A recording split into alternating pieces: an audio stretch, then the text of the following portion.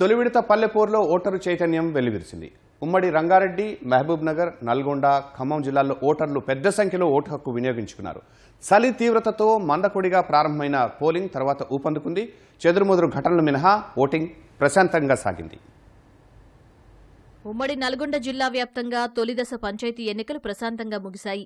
సూర్యాపేట జిల్లా నాగారంలోని ఉన్నత పాఠశాలలో మాజీ మంత్రి జగదీశ్వర్ రెడ్డి తండ్రి, సర్పంచ్ అభ్యర్థి గుంతకండ్ల రామచంద్రారెడ్డి ఓటు వేశారు.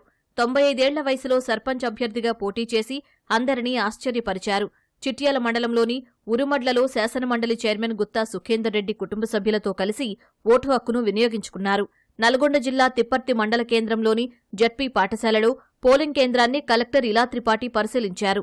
చిట్యాల మండలంలోని ఉరుమడ్ల పోలింగ్ కేంద్రం వద్ద కాంగ్రెస్ బీఆర్ఎస్ వర్గీయుల మధ్య వాగ్వాదం జరిగింది.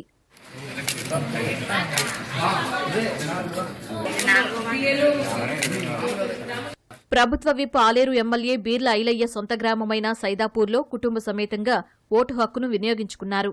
మాజీ ఎమ్మెల్యే గొంగిడి సునీత యాదగిరిగుట్ట మండలంలోని స్వగ్రామం వంగపల్లిలో ఓటు హక్కును వినియోగించుకున్నారు.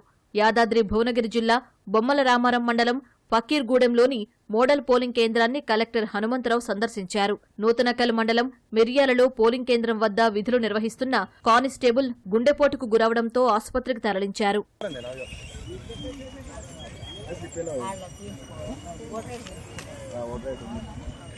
ఉమ్మడి మహబూబ్నగర్ జిల్లా వ్యాప్తంగా తొలి విడత పల్లెపోరు ప్రశాంతంగా ముగిసింది. నాగర్ కర్నూలు జిల్లా వెల్దండ మండలం కుప్పగండ్ల 10వ వార్డులో బ్యాలెట్ పత్రంలో ఓ వార్డు సభ్యుడి గుర్తులేక కాసేపు పోలింగ్ నిలిచింది. వేరే బ్యాలెట్ పేపర్లు తీసుకువచ్చి పోలింగ్ కొనసాగించారు. మహబూబ్నగర్ జిల్లా జడ్చర్ల ఎమ్మెల్యే అనిరుద్ రెడ్డి కుటుంబ సభ్యులతో కలిసి రాజాపూర్ మండలం రంగారెడ్డిగూడెంలో తన ఓటు హక్కు వినియోగించుకున్నారు. వనపర్తి శాసనసభ్యులు తూడి మేఘారెడ్డి తన సొంత గ్రామంలోని మంగంపల్లిలో కుటుంబ సభ్యులతో కలిసి ఓటు వేశారు.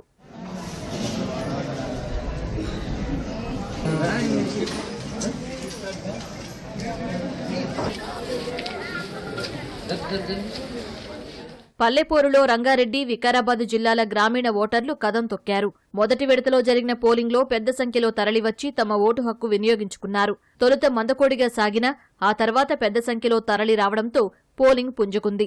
శంషాబాద్ మండలంలోని పాలమాకుల పోలింగ్ కేంద్రం వద్ద వృద్ధులు, దివ్యాంగులకు వీల్చైర్లు లేక ఇబ్బందులు ఎదుర్కొన్నారు.